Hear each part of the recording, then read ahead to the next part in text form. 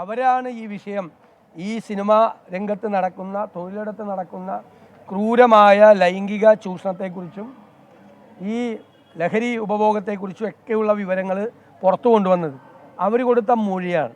ഞാൻ ഇന്നലെ പറഞ്ഞതുപോലെ അവർ കൊടുത്ത മൊഴി പെൻഡ്രൈവായി, തെളിവ് വാട്സപ്പ് മെസ്സേജായി, അവരുടെ മൊഴികളായി അവിടെ ഇരിക്കുകയാണ് സർക്കാരിൻ്റെ കയ്യിൽ. എന്നിട്ട് സർക്കാർ അതിന്മേൽ ഒരു നടപടിയും സ്വീകരിക്കുന്നില്ല. ബഹുമാനപ്പെട്ട മുഖ്യമന്ത്രി, ആഭ്യന്തര വകുപ്പിൻ്റെ ചുമതല വഹിക്കുന്ന മുഖ്യമന്ത്രി ഭാരതീയ ന്യായ സംഹിതയുടെ 199 വകുപ്പൊന്ന് വായിക്കണം.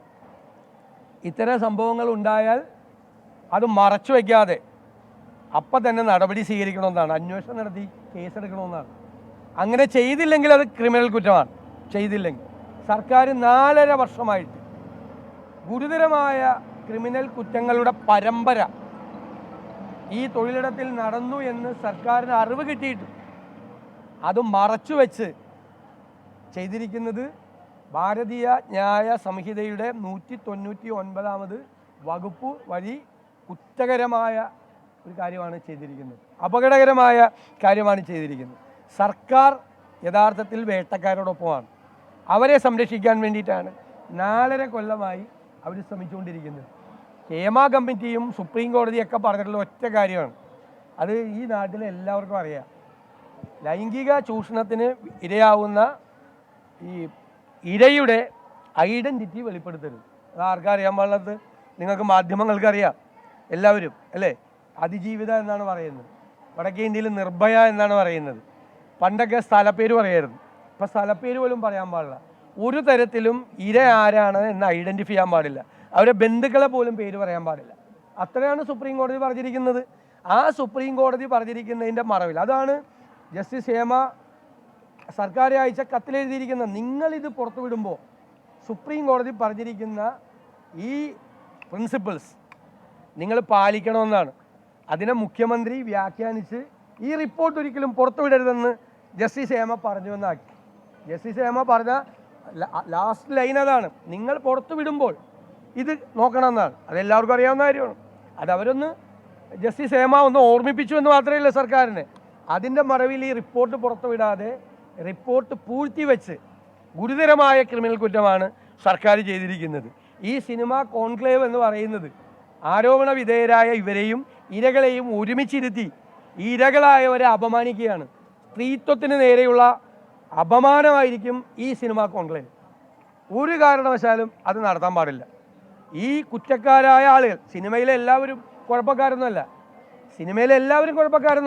പക്ഷേ സിനിമയിൽ കുറ്റം ചെയ്ത ആളുകൾ, ഈ കുറ്റം ഗുരുതരമായ കുറ്റം, പോക്സോ കേസ് അട്രാക്ട് ചെയ്യുന്നത് അടക്കമുള്ള ഗുരുതരമായ കുറ്റം ചെയ്ത ആളുകളെ നിയമത്തിൻ്റെ മുന്നിൽ കൊണ്ടുവന്നേ മതിയാവും. ഇല്ലെങ്കിൽ നിയമപരമായ നടപടികളുമായി ഞങ്ങളും പോകും എന്നാണ് പറയുന്നത്. തീർച്ചയായിട്ടും സിനിമാ സംഘടനകളുടെ മൗനം കൂടി ഉണ്ടല്ലോ. ആരും ഒരു തരത്തിലുള്ള പ്രതികരിക്കുന്നില്ല. എല്ലായിടത്തും ഇത് സ്വാഭാവികമായിട്ടൊരു സംഭവമാണ്, എല്ലായിടത്തും ഉള്ള ഒരു കാര്യമാണ് എന്ന നിലയ്ക്കുള്ള ഇതിനെ വളരെ സ്വാഭാവികമാക്കിയ ഒരു സംഭവമാക്കിയാണ് കാണുന്നത്. നമ്മളെ 100 കൊല്ലം മുമ്പ് ഈ ഏറ്റവും പിന്നോക്കം നിൽക്കുന്ന ജനവിഭാഗങ്ങളെ ഔട്ട്കാസ്റ്റ് എന്ന് പറയും. എന്നുവെച്ചാൽ അവർ ജാതിയിൽ പോലും ഇല്ല, ജാതിക്ക് പുറത്താണ്, ജാതിയിൽ പോലും ഇല്ല എന്ന് പറഞ്ഞതുപോലെയാണ് സിനിമാ ലോകം. സിനിമാ ലോകത്തിലെ ഈ പാവപ്പെട്ട സ്ത്രീകൾ, ഇരകളായ സ്ത്രീകൾ പഴയ ഔട്ട്കാസ്റ്റിൻ്റെ അതേ സമാനമായ നിലയിലാണ്. അവർ ഈ കുടുംബത്തിൽ, സിനിമാ കുടുംബത്തിൽ അംഗങ്ങളല്ലേ. അവർക്ക് ഇത്രയും വലിയ അപകടമുണ്ടായപ്പോൾ, ഇത്രയും ക്രൂരമായ പീഡനം, ചൂഷണം ഏറ്റുവാങ്ങേണ്ടി വന്നപ്പോൾ അവരെ ചേർത്ത് പിടിക്കാൻ സഹോദരന്മാരെ ആരെയും കാണുന്നില്ലല്ലോ. സത്യത്തിൽ വിഷമമുണ്ട് അത് കാണുമ്പോൾ. സിനിമാ മേഖലയിലെ എല്ലാവരെയും പൊതുവൽക്കരിച്ചുകൊണ്ട് ഞങ്ങളാരും കുറ്റപ്പെടുത്തിയിട്ടില്ല. കുറ്റക്കാരെ മാത്രമേ ഉള്ളൂ. കുറ്റക്കാരെ സംരക്ഷിക്കാൻ ആരും ഇറങ്ങണ്ട. ഇതിൽ പ്രധാനമായിട്ട് പറയുന്ന ഒരു കാര്യമേ, പരാതിക്കാരില്ല എന്നുള്ളൊരു ആക്ഷേപം അല്ലെങ്കിൽ അത്തരത്തിലുള്ളൊരു വാദമാണ് സർക്കാർ അടക്കം മുന്നോട്ട് വയ്ക്കുന്നത്. അങ്ങനെ വരാൻ നേരത്ത് സ്വാഭാവികമായി കേസെടുക്കാൻ കഴിയില്ല എന്നുള്ളൊരു അത് തെറ്റാണെന്നാണ് ഞാൻ പറഞ്ഞത്. തെറ്റാണ്. കാരണം ഇരകൾ കൊടുത്ത മൊഴിയുടെ അടിസ്ഥാനത്തിൽ തയ്യാറാക്കിയ റിപ്പോർട്ടാണ്. ഇരകൾ കൊടുത്ത മൊഴി പെൻഡ്രൈവായി, അവർ കൊടുത്ത എവിഡൻസ് വാട്സാപ്പായിട്ടുണ്ട്. അപ്പോൾ എന്താണ്, ഒരു ഒഫൻസ് കമ്മിറ്റ് ചെയ്തിരിക്കുന്നു. ഒഫൻസ് അല്ല, സീരീസ് ഓഫ് ഒഫൻസ് കമ്മിറ്റ് ചെയ്തിരിക്കുന്നു ആണല്ലോ. ഗവൺമെൻറ്റിൻ്റെ മുമ്പിൽ ആ information it's pending before the government. Series of offence commit ചെയ്തിരിക്കുന്നു. അതാണ് ഞാൻ സെക്ഷൻ 199 ഓഫ് ദി ഭാരതീയ ജ്ഞാന സംഹിത എന്താ? ഇപ്പോഴും പറഞ്ഞുകൊണ്ടിരിക്കുന്നത് അന്വേഷിക്കണം. ഞങ്ങൾ FIR എടുക്കാനല്ലല്ലോ പറഞ്ഞത്. ഞങ്ങൾ സീനിയറായ വനിതാ IPS ഉദ്യോഗസ്ഥരുടെ ഇൻവെസ്റ്റിഗേഷൻ ടീം ഉണ്ടാക്കി അന്വേഷിക്കണമെന്നാണ് പറഞ്ഞത്. അന്വേഷിക്കണമെന്ന് ഞങ്ങൾ പറഞ്ഞത്. അപ്പോൾ താങ്കൾ ചോദിച്ച ചോദ്യത്തിന് ഞാൻ മറുപടി പറയണത്, ഇൻഫർമേഷൻ ഒഫൻസ് കമ്മിറ്റ് ചെയ്തു എന്നതിൻ്റെ തെളിവ് സഹിതമുള്ള ഇൻഫർമേഷൻ നമ്മുടെ മുമ്പിലിരിക്കുമ്പോൾ ഗവൺമെൻറ് ആരുടെ പരാതി അന്വേഷിച്ചു പോണ്? പരാതിയാണത്, മൊഴിയാണ്. സർക്കാർ നിയോഗിച്ചൊരു കമ്മിറ്റിയുടെ മുൻപാകെ ഇരകൾ കൊടുത്ത മൊഴിയാണ്. മൊഴി വിത്ത് എവിഡൻസ്. ഇപ്പോഴും പറയുന്നൊരു വാദം, ഈ പെൺകുട്ടികൾക്ക് കൃത്യമായ ഉറപ്പ് അന്ന് ഹേമ കമ്മിറ്റി നൽകിയിരുന്നു. ഒരു കാരണവശാലും ഇവരാരും ഇതിന്റെ പേരിൽ ഇനി മുന്നോട്ട് വരേണ്ടി വരില്ല എന്നുള്ളൊരു ഉറപ്പ് കൊടുത്തതുകൊണ്ടാണ് ഇവർ മൊഴി കൊടുക്കാൻ. അത് ഇന്നലെ വരെ പറഞ്ഞു. ഇന്നലെ WCC എന്താ പറഞ്ഞത്? ഞാൻ പറഞ്ഞത് തന്നെയാണ് പറഞ്ഞത്. ഇനി ഇതേ ഇരകളെ കൊണ്ട് ഈ പരാതി കൊടുപ്പിക്കണം എന്ന സർക്കാരിൻ്റെ നിലപാട് തെറ്റാണെന്നാണ്. നിയമപരമായും തെറ്റാണ്, ധാർമ്മികമായും തെറ്റാണ്.